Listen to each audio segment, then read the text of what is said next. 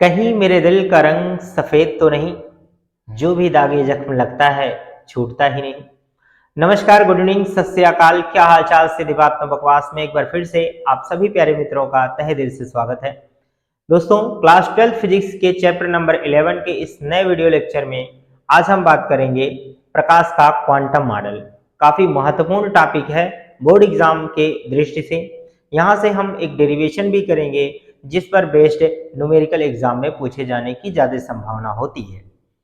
तो हम आज के इस टॉपिक को बहुत ही बेहतरीन ढंग से, बहुत ही कम समय में, काफी आसान लैंग्वेज में आपको बताने का प्रयास करेंगे। तो आइए इसको समझते हैं कि क्या है प्रकाश का क्वांटम मॉडल। दोस्तों, हमने ये समझा है कि प्रकाश वेव के रूप में होता है, और इस चैप्टर में हमने ये भी देखा कि प्रकाश द्वैत प्रकृति का है। प्रकाश का अर्थ हमने विकिरण से संबंधित बताया है। जहां भी विकिरण आएगा उसका अर्थ होगा हम प्रकाश की बात कर रहे हैं।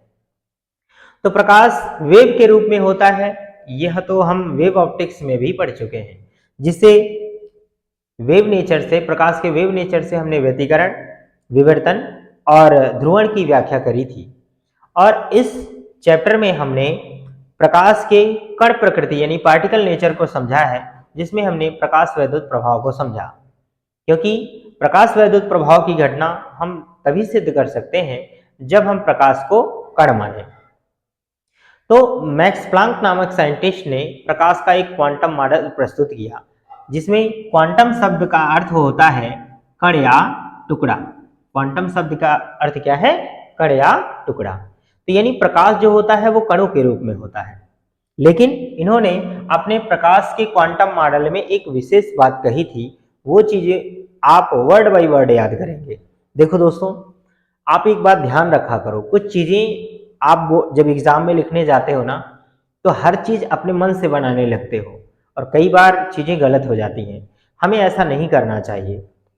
देखिए, जो चीजें समझने की है उन्हें आप समझकर बनाकर लिख सकते हैं, परंतु ऐसा नहीं होता है। जब किसी साइंटिस्ट का कथन और स्टेटमेंट होता है तो उसे हमें वर्ड बाय वर्ड लिखना होता है, ताकि उसमें कोई त्रुटि ना रह जाए। ठीक है दोस्त, तो इस तरीके से हम प्रकाश के क्वांटम मॉडल को समझेंगे। ठीक है, प्रकाश का क्वांटम मॉडल मैक्स प्लांक ने दिया था। इन्होंने क्या नियम बताया? उन्होंने कहा कि प्रकाश ऊर्जा का एक सतत रूप है। हम जानते हैं कि प्रकाश एक प्रकार की ऊर्जा होती है। तो प्रकाश ऊर्जा तो है, लेकिन वह सतत रूप नहीं है, ऐसे कंटिन्यूअस नहीं है। जैसे हमारा ये मार्कर है, हर यहां से लेकर यहां तक कंटिन्यूअस है, कहीं पर ये टुकड़ों में नहीं बटा हुआ है। तो इन्होंने बताया कि प्रकाश ऊर्जा का सतत रूप नहीं है, बल्कि प्रकाश ऊर्जा के छोटे छोटे बंडलों और पैकेटों के रूप में होता है। अब छोटे छोटे बंडल और पैकेट क्या होते हैं? आप लोगों ने कभी किराने की दुकान पर ध्यान दिया हो तो आप देखते हैं कि नमकीन, शैम्पू या फिर गुटखे का जो एक लरछा होता है, तो उसमें देखते हैं कि ऐसे लरछे तो बने होते हैं इस प्रकार से, ऐसे लरछे बने होते हैं। ये एक पैकेट होता है, फिर यहाँ थोड़ा सा गैपिंग होता है जहां से फाड़ा जाता है, फिर यहाँ से इस तरीके से एक टुकड़ा होता है, एक पैकेट होता है, फिर यहाँ पे ऐसे काटने के लिए गैपिंग होती है, फिर यहाँ पर एक पैकेट होता है, फिर यहाँ से एक इस तरीके से होता है। चाहे ये गुटखा हो, है ना, सुपर, पुकार, बाबा, जो भी आप, कमला पसंद, है ना, कुछ भी हो, ये इस तरीके से होता है। तो इसमें एक पैकेट में थोड़ा सा कुछ भी सामग्री रखा होता है, फिर गैपिंग होती है, फिर सामग्री होती है, फिर गैपिंग के बाद फिर सामग्री होती है। ठीक इसी प्रकार से प्रकाश ऊर्जा के छोटे छोटे बंडलों और या हम कह सकते हैं पैकेटों के रूप में होता है। और इसी एक पैकेट को हम फोटान कहते हैं। फोटान एक प्रकार का कण है जो ऊर्जा के रूप में होता है। क्या होता है दोस्तों? ऊर्जा के रूप में होता है। तो यही मैक्स प्लांक ने बताया था।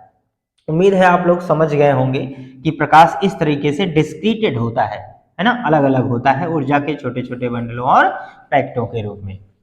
समझ में आ गया? अब हम डेरिवेशन स्टार्ट करेंगे। ठीक है, वीडियो पसंद आएगा दोस्तों, लास्ट तक देखना। पसंद आए तो ही शेयर करिएगा, अदरवाइज मत करिएगा। ठीक है, डिसलाइक करके चले जाइएगा। तो हम यहाँ पर ये बातें लिख भी लेते हैं कि इनका मॉडल क्या है। इस नियम के अनुसार प्रकाश, ये इन्वर्टेड कामा में लिख लेंगे हम इसे, प्रकाश ऊर्जा का सतत रूप सतत रूप नहीं है, सतत रूप नहीं है, बल्कि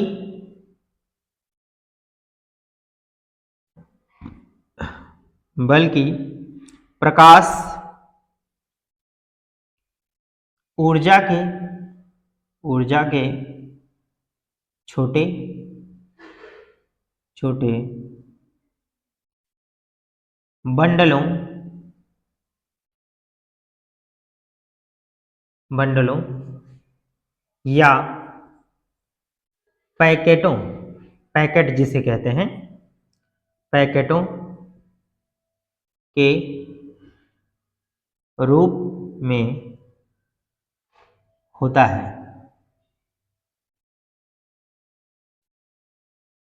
होता है। एक पैकेट को एक पैकेट को क्वांटम क्वांटम इस बात को ध्यान दीजिएगा, क्वांटम या फोटान कहते हैं, फोटान कहते हैं। ठीक है दोस्तों, इस बात को ध्यान दीजिएगा, फोटान किसे कहते हैं, क्वांटम किसे कहते हैं, कई बार एग्जाम में पूछ लिया जाता है। तो यहाँ पर एक फोटान की जो ऊर्जा होती है वो h न्यू के बराबर होती है। यहाँ पर ये बात लिख भी लेते हैं, एक फोटान की ऊर्जा, यहाँ पर लिखेंगे एक फोटान की ऊर्जा h न्यू होती है, h न्यू होती है। यहाँ पर ये v नहीं है दोस्तों, ये न्यू लिखा है हमने। हम एक फोटान की जो ऊर्जा है, ऊर्जा E अनुक्रमानुपाती होती है प्रकाश की आवृत्ति पर। ये न्यू क्या है, आवृत्ति है। क्या कहलाता है दोस्तों, न्यू है आवृत्ति। हम यहाँ पर लिख लेते हैं कि ये जो अक्षर लिखा गया है इसे दोस्तों पढ़ा जाता है न्यू। क्या पढ़ा जाता है, न्यू। इस बात को ध्यान रखिएगा, आपको कई बच्चों को कंफ्यूजन होता है कैसे, तो ये न्यू है। तो एक फोटान की जो ऊर्जा होती है वह उस प्रकाश की आवृत्ति पर निर्भर करती है। आवृत्ति बढ़ती है तो ऊर्जा भी बढ़ जाती है। ये हमने पीछे के लेक्चर्स में भी समझा है कि आवृत्ति बढ़ने पर इलेक्ट्रॉनों की गतिज ऊर्जा बढ़ती है। तो हम ये कहेंगे कि फोटानों की गतिज ऊर्जा बढ़ेगी, हालांकि इलेक्ट्रॉन फोटान नहीं है, इस बात को ध्यान रखिएगा। तो हम यहाँ पर अगर ये अनुक्रमानुपाती का निशान हटा दें तो ये कांस्टेंट लेकर आते हैं h। एच हमने नहीं लाया है, मैक्स प्लांक ने लाया था। हम इतने होशियार नहीं हैं कि हम नियम बना सकें। तो हम यहाँ पर लिखेंगे जहां एच मैक्स, या हम कहेंगे एच प्लांक नियतांक है, प्लांक नियतांक है। अब h की वैल्यू कितनी होती है ये भी लिख लेते हैं। h बराबर 6.62 गुणे 10 के पावर -34 जूल सेकंड होता है दोस्तों, जूल सेकंड होता है। बहुत इंपॉर्टेंट बात है, इस बात को आपको, इस क्वांटिटी को याद रखना है, तभी आप न्यूमेरिकल कर पाएंगे। ध्यान रखिएगा दोस्तों। अब हम इसे और आगे कंटिन्यू करते हैं। यह इक्वेशन हमारा फर्स्ट है। अब हम इसे आगे बढ़ाएंगे तो यहाँ पर लिखते हैं समीकरण एक और बनाएंगे ऊर्जा के लिए। यहाँ पर लिखेंगे आइंस्टीन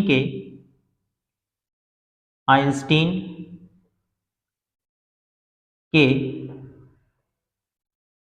द्रव्यमान ऊर्जा संबंध से